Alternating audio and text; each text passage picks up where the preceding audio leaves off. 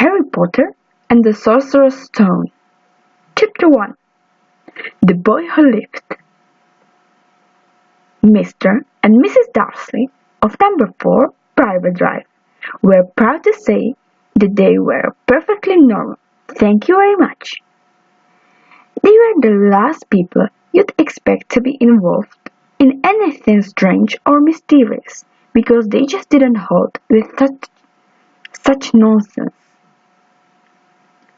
Mr. Dursley was a director of a firm called Grunnings, which made drills. He was a big, beefy man with hardly any neck, although he did have a very large moustache. Mrs. Dursley was a thin blonde and had nearly twice the usual amount of neck, which came in very useful as she spent so much of her time craning over garden fences, spying on her neighbors. The Dursley had a small son called Dudley, and in their opinion there was no finer boy anywhere.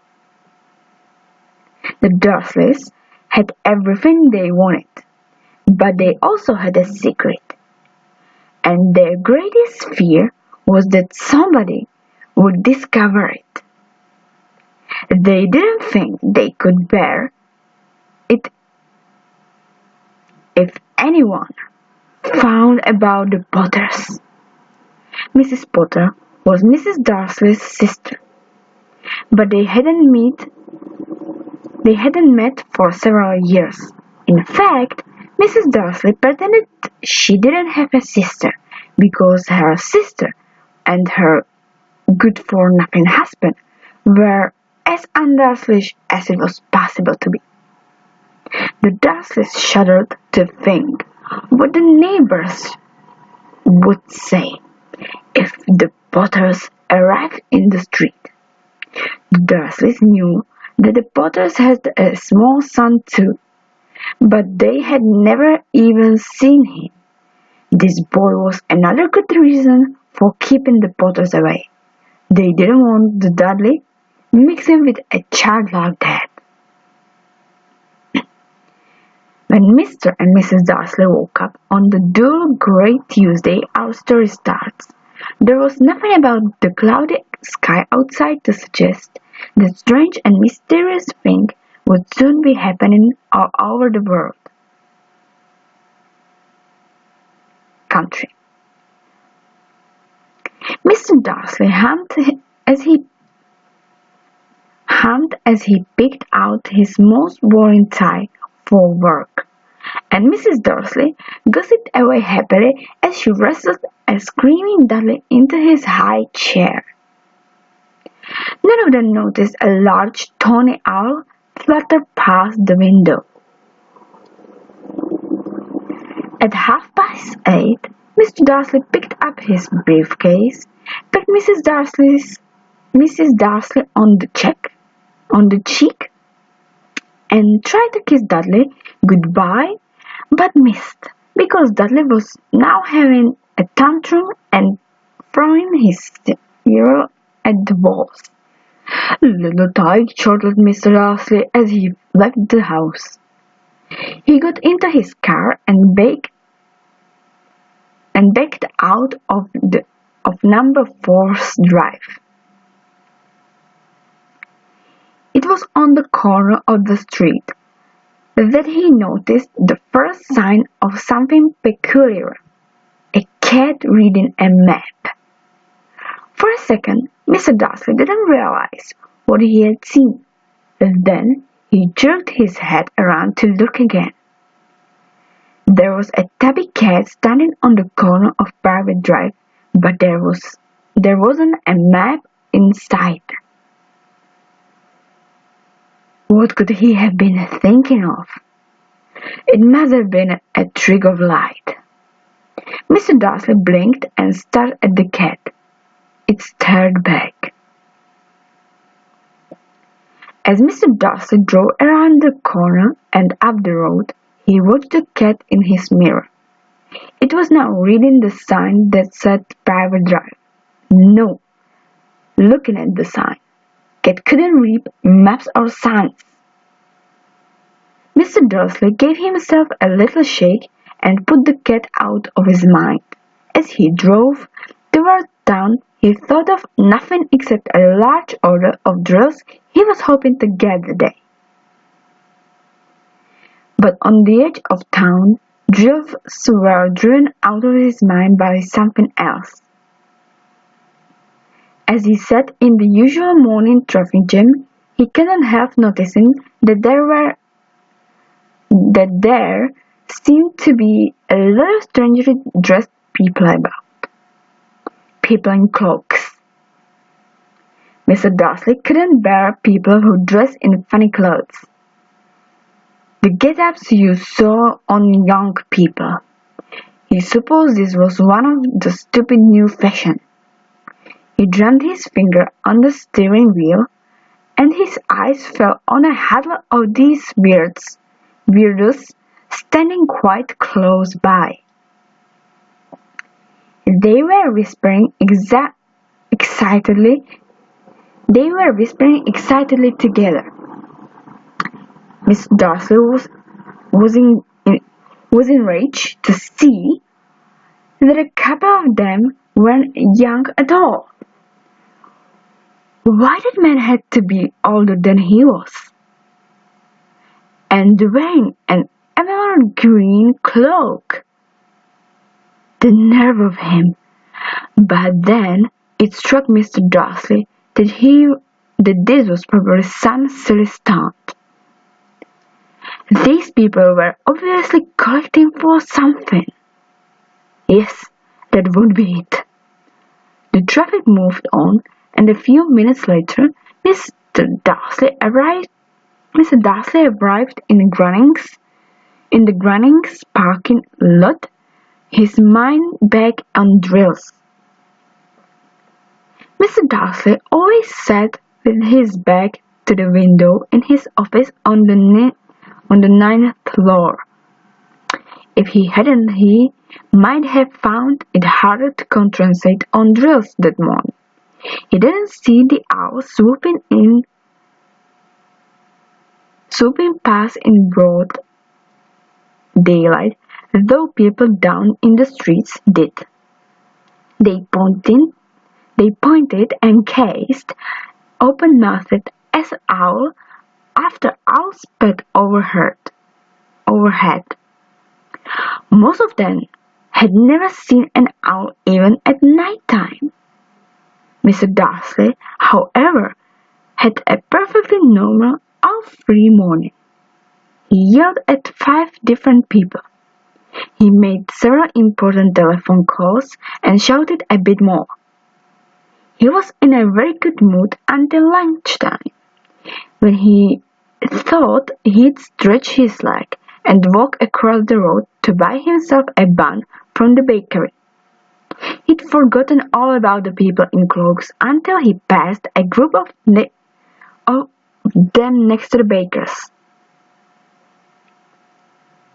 He eyed them angrily as he passed.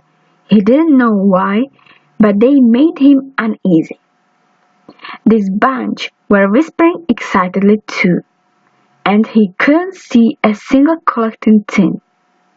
It was on his way back past them, clutching a large doughnut in a bag, that he caught a few words of what they were saying. The Potters, that's right. That's what I heard, yes, their son Harry. Mr. Darcy stopped dead. Fear flooded him. He looked back at the whisperers and as if he wanted to say something to them, but thought better of it.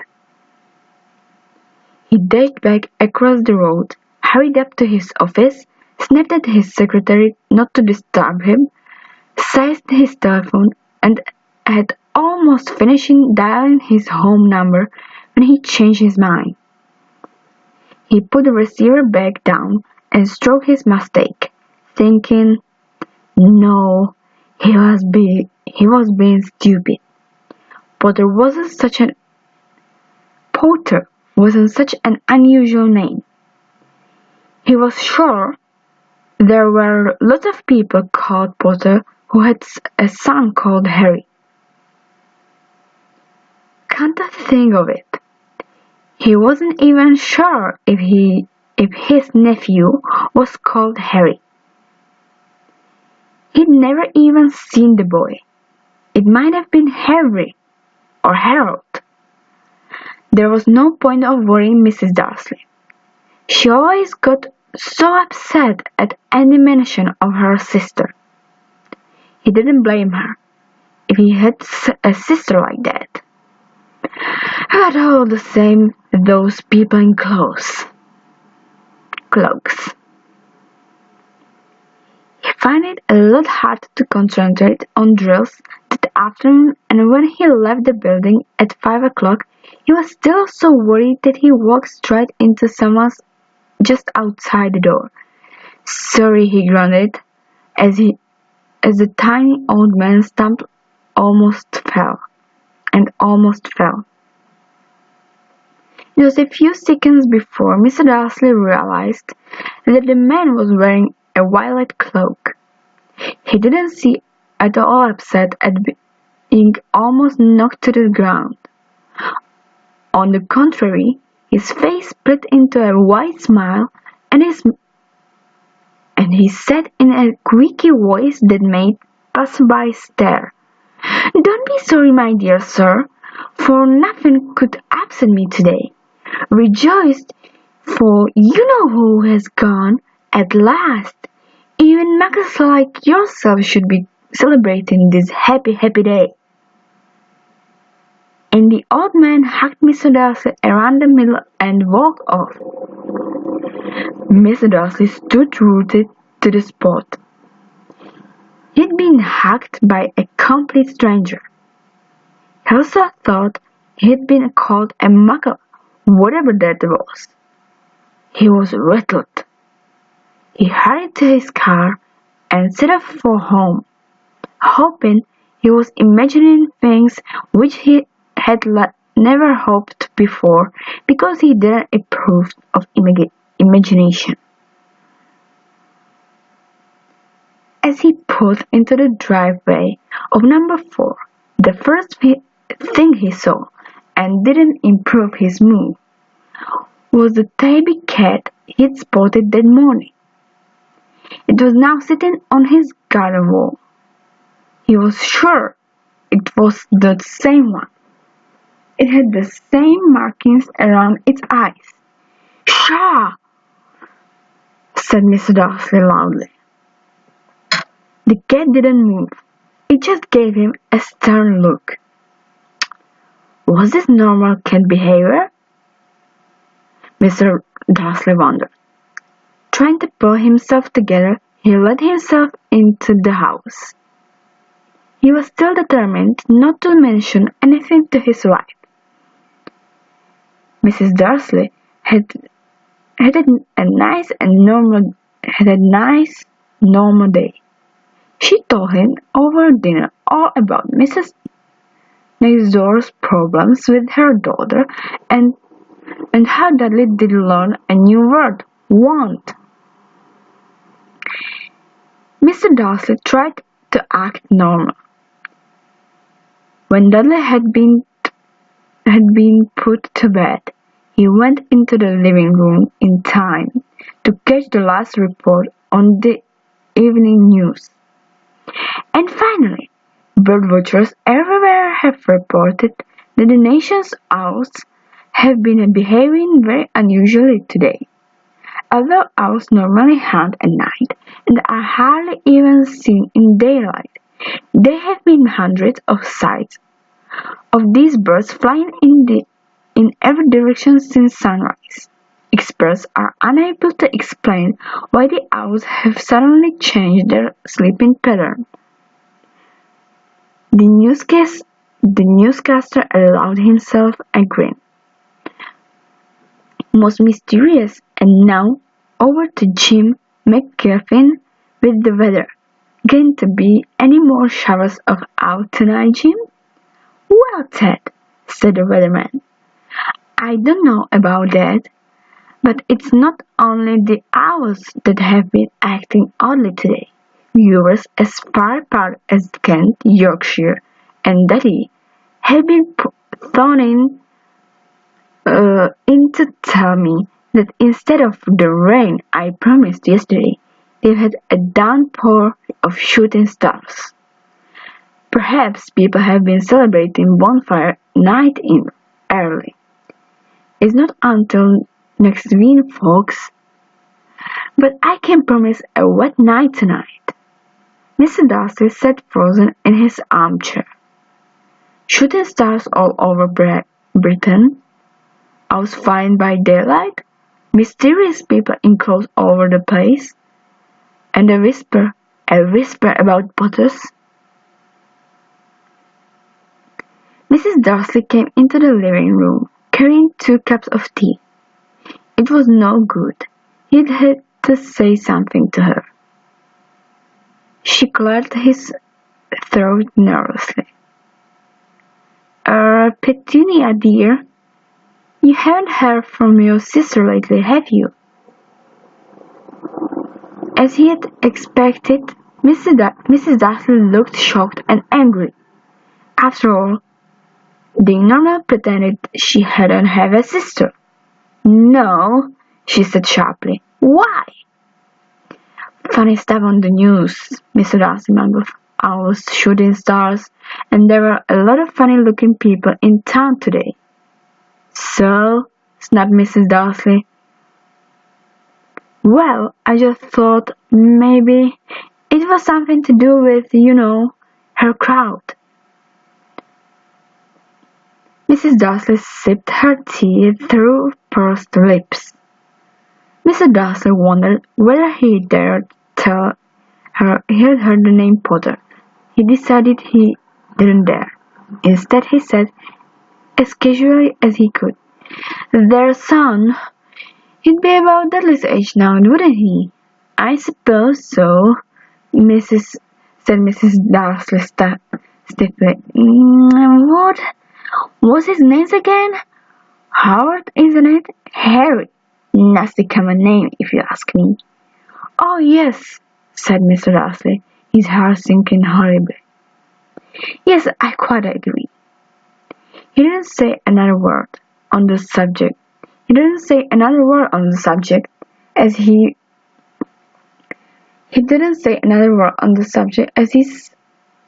they went upstairs to bed.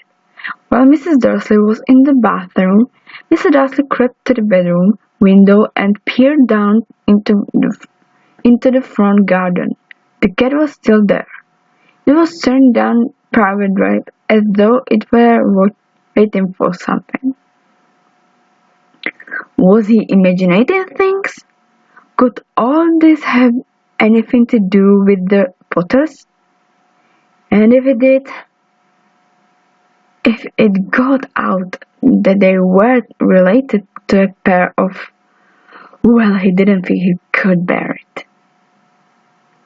The Dursleys got into bed. Mrs. Darcy fell asleep quickly, but Mr. Darcy lay awake, turning it all over his mind. His last comforting thought before he fell asleep was that even the Potters were involved. There was no reason for them to come near him and Mrs. Darcy. The Potters knew very well that he and Petunia thought about them and their kind.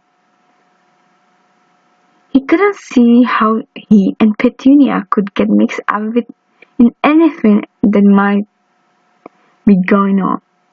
He yawned and turned over. It couldn't affect them. How very wrong he was. Mr. Darcy might have been drifting into an uneasy sleep, but the cat on the wall outside was showing no sign of sleepiness. It was sitting still as a statue.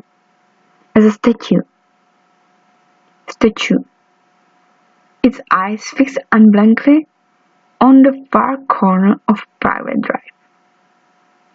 It didn't so much as quiver when a cat door slammed on the next street, nor when owls swooped overhead. In fact, it was nearly midnight before the cat moved at all. A man appeared on the corner the cat had been watching. Appeared so suddenly and silently you'd have thought he just popped out of the ground. The cat's tail twitched and its eyes narrowed.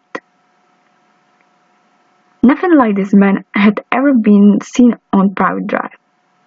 He was tall, thin, and very old, judging by the silver of his hair and beard, which were both long enough to tuck into his belt. He was wearing long robes, a purple cloak that swept the ground, and high-heeled buckled boots. His blue eyes were light, bright, and sparkling behind half-moon spectacles, and his nose was very long and curved, as though it had been broken at least twice. This man's name was Albus Dumbledore. Albus Dumbledore didn't seem to realize that he had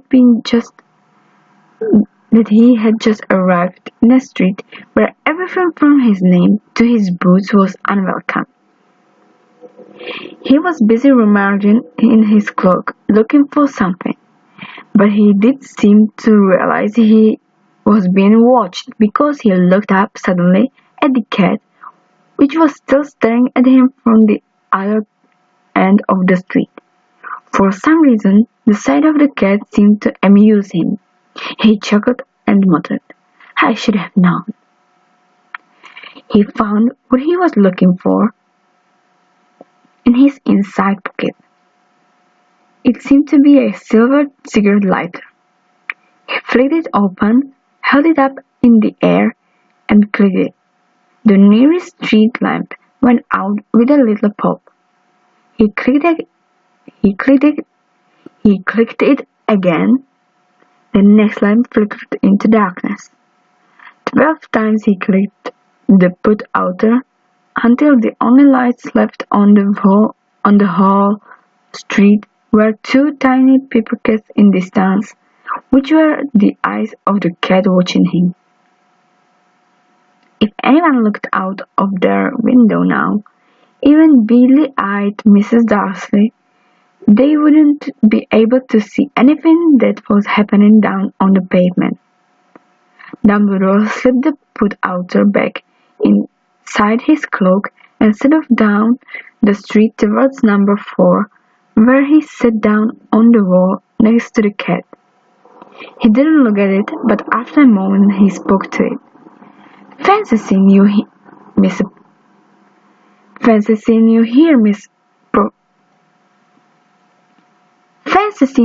Professor McGonagall. He turned to smile at the tabby, but it had gone. Instead, he was smiled at a rather sharp-looking woman who was wearing square glasses exactly the shape of the markings the cat had around its eyes. She, too, was wearing a cloak, an emerald one. Her black hair was drawn into a tight bun. She looked distinctly ruffled. "How did you know it was me?" she asked. "My dear Professor, I've never seen a cat sit so stiffly." You'd be stiff if you'd been sitting on a brick wall all day," said Professor McGonagall. "All day? When you could have been celebrating.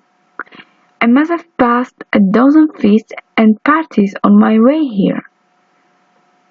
Professor McGonagall sniffed angrily. "Oh yes, everyone's celebrating, all right," she said impatiently. "You'd think they'd be more careful, but no, even the muggles have noticed something going on. It was on the news." She jerked her head back at the dark living room window. "I heard it. Flocks of owls shooting stars. Well, they are not completely stupid. They were bound to notice something. Shooting stars down in Kent. I'll bet that was Douglas Diggle. He never had much sense. You can't blame them. You can't blame. You can't blame them, said Dumbledore gently. We have had precious little to celebrate for 11 years. I know that, said Professor McGonagall irritably. But that's no reason to lose our heads. People are being downright careless, out on the streets in broad daylight, not even dressed in Muggle clothes, sweeping rumors. She threw a sharp sideways glance at Dumbledore here, as though hoping he was going to tell her something, but he didn't, so she went on. A fine thing it would be if, on the very day you know who seemed to have disappeared at last, the Muggles found about us all. I suppose he really has gone, Dumbledore. It certainly seems so, said Dumbledore. We have much to be thankful for. Would you care for a lemon drop? A what? A lemon drop. They are a kind of Muggle sweet I'm rather fond of. No, thank you. No, thank you, said Professor McGonagall coldly, as though she didn't think this was the moment for lemon drops. As I said, even if you know who has gone, my dear Professor, surely a sensible person like yourself can call him by his name. All this you-know-who nonsense. For 11 years I've been trying to persuade people to call him by his proper name, Voldemort. Professor McGonagall flinched, but Dumbledore, who was unsticking 2 lemon drops, seemed not notice. It all gets so confusing if we keep saying you-know-who. I have never seen any reason to be frightened of saying Voldemort's name. I know you haven't, said Professor McGonagall, sounding half expert, half admiring. But you are different. Everyone knows you are the only one you know who, all right, Voldemort was frightened of. You flatter me, said Dumbledore calmly. Voldemort had powers I will never have. Only because you are too, well, noble to use them. Only because you are too, well, noble to use them. It's lucky it's dark. I haven't blushed so much since Madame Pomfrey told me she liked my new ear muffs. Professor McGonagall shot a sharp look at Dumbledore and said, The owls are nothing next to the rumors that are flying around. You know what everyone's saying? About why he has disappeared? About what finally stopped him? It seemed that Professor McGonagall had reached the point she was most anxious to discuss. The real reason she had been waiting on a cold, hard wall all day, for neither as a cat nor as a woman had she fixed Dumbledore with such a piercing stare as she did now. It was plain that whatever everyone was saying, she was not going to believe it until Dumbledore told her it was true. Dumbledore, however, was choosing another lemon drop and did not answer. What they are saying, she pressed on, is that last night Voldemort turned up in Godric's Hollow. He went to find the Potters. The rumor is that Lily and James Potter are dead. Dumbledore bowed his head. Professor McGonagall gasped. Lily and James? I can't believe it. I didn't want to believe it.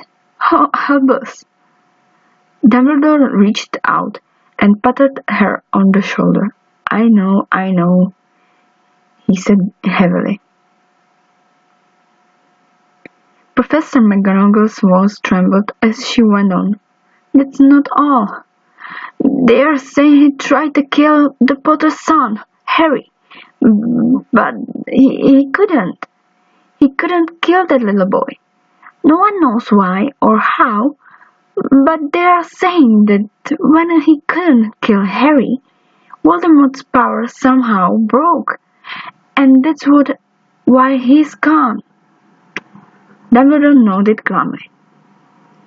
It's true? Faltered Professor McGonagall. After all he's done, all the people he's killed, he couldn't kill a little boy? It's just astounding. Of all the things to stop him. But how in the name of heaven did Harry survive? We can only guess, said Dumbledore. We may never know. Professor McGonagall pulled out a lace handkerchief and doubled at eyes beneath her spectacles. Dumbledore gave a brief sniff as he took a golden watch from his pocket and examined it. It was a very odd watch. It had 12 hands, but no numbers. Instead, little planets were moving around the edge. It must have made sense to Dumbledore, though, because he put it back in his pocket and said, Hagrid's right. I suppose it was he who told you I'd be here, by the way. Yes, said Professor McGonagall, and I don't suppose you are going to tell me why you are here, oh, of all places. I've come to bring Harry to his aunt and uncle. They are the only family he has left now. You don't mean? You can't mean the people who live here, cried Professor, jumping to her feet, pointing at number 4. Dumbledore, you can't! I've been watching them all day. You couldn't find two people who are less like us. And they got son. I saw him kicking his mother all the way up the street, screaming for sweets. Hey, come and live here. It's the best place for him, said Dumbledore firmly. His aunt and uncle will be able to explain everything to him when he is older. I've written them a letter. A letter? Repeated Professor McGonagall, finally sitting back down on the wall. Really, Dumbledore, you think you can explain all this in a letter? These people will never understand him. He'll be famous, a legend. I wouldn't be surprised if today was known as Harry Potter Day in the future. There will be books written about Harry. Every child in our world will know his name. Exactly, said Dumbledore, looking very seriously over the top of his half-moon glasses. It would be enough to turn any boy's head. Famous before he can walk and talk. Famous for something he won't even remember. Can't you see how much better off he'll be growing up away from all until he's ready to take it? Professor McGonagall opened her mouth, changed her mind, swallowed, and then said, Yes, you are right, of course. But how is the boy getting here, Dumbledore? She eyed his clothes suddenly as though she thought he might be hiding Harry underneath it. Hagrid's bringing him. You think it wise to trust Hagrid with something as important as this? I would trust Hagrid with my life, said Dumbledore. I'm not saying his heart isn't in the right place, said Professor McGonagall grudgingly, but you can't pretend he's not careless. He does tend to. What was that? A low rumbling sound had broken the silence around them. It grew steadily louder as they looked up, and down the street for some sign of a headlight. It swelled to a roar as they both looked up at the sky, and now a huge motorcycle fell out of the air and landed on the road in front of them. If the motorcycle was huge, it was nothing to the man sitting astride it. He was almost twice as tall as a normal man and at least 5 times as wide. He looked simply too big to be allowed. And so wild, long tangles of bushy black hair and beard hid most of his face. He had hands the size of trash can lids, and his feet in their leather boots were like baby dolphins. In his vast, muscular arms he was holding a bundle of blankets. "Hagrid," said Dumbledore, sounding relieved. "At last! And where did you get that motorcycle?" "Borrowed it, Professor. Sit," said Giant, climbing carefully a motorcycle as he spoke. "Young Sirius Black lent it to me. I've got him, sir." "No problems, were there?" "No problems, were there?" "No, sir. House was almost destroyed, but I got him out all right before the muggles started swarming around." He fell asleep as he was flying over Bristol. Dumbledore and Professor McGonagall bent toward over the bundle of blankets. Inside, just visible, was a baby boy, fast asleep. Under tuft of jet black hair over his forehead, they could see a curiously shaped cut, like a ball of lightning. "Is that where—" "Yes." Is that there? Is that where—" whispered Professor McGonagall. "Yes," said Dumbledore. "He'll have that scar forever." "Couldn't you do something about it, Dumbledore?" "Even if I could, I wouldn't. Scars can come in handy. I have one myself, about my left knee, that is a perfect map of the London Underground." "Well, give him here, Hagrid. We'd better get this over with." Dumbledore took him in his arms, turned toward the Dursley's house. Could I say goodbye, sir, to him?" asked Hagrid. He bent his great shaggy head over Harry and gave him what must have been a very scratchy, whiskery kiss. Then suddenly Harry let out a howl like one wounded dog. "Shh!" hissed Professor McGonagall.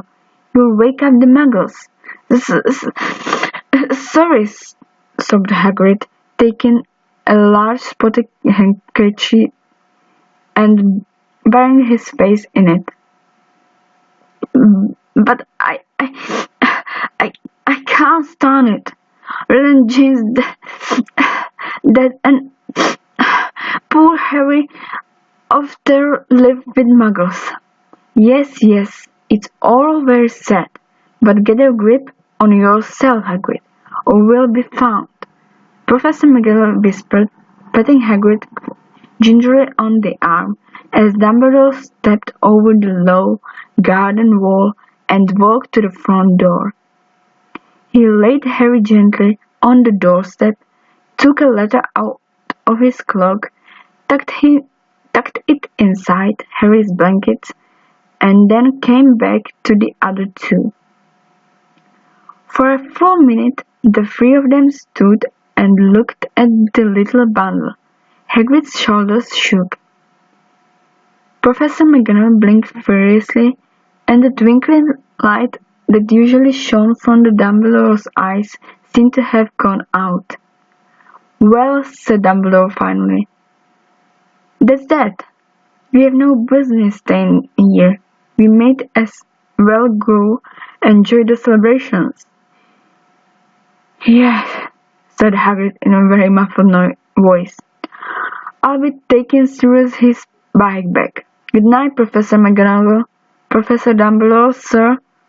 Wiping his gleaming eyes on his jacket sleeve, Harry swung himself onto the motorcycle and kicked the engine into life. With roar it rose into the air and off into the night. I shall see you soon, I expect, Professor McGonagall, said Dumbledore, nodding to her. Professor McGonagall blew her nose in reply. Dumbledore turned and walked back down the street. On the corner he stopped and took out the silver put-outer. He clicked it once, and the 12 balls of light sped back to their street lamps, so that Private Drive glowed suddenly orange, and he could make out Tabby Cat slinking around the corner at the other end of the street. He could just see the bundle of blankets on the step of number 4. Good luck, Harry, he muttered. He turned on his heel and with a swish of his cloak he was gone. A breeze ruffled the neat hedges of Private Drive. He lay silent and tidy under the inky sky, the very last place you'd expect astonishing things to happen. Harry Potter rolled over inside his blankets without waking up. One small hand closed on the letter beside him and slept on, not knowing he was special, not knowing he was famous, not knowing he would be woken in a few hours' time by Mrs. Dursley's scream as she opened the front door to put out the milk bottles, nor that he would spend the next few weeks being prodded and pinched by his cousin Dudley. He could know that at this very moment, people meeting in the streets all over the country were holding up their glasses and said in hushed voices, "To Harry Potter, the boy who lived!"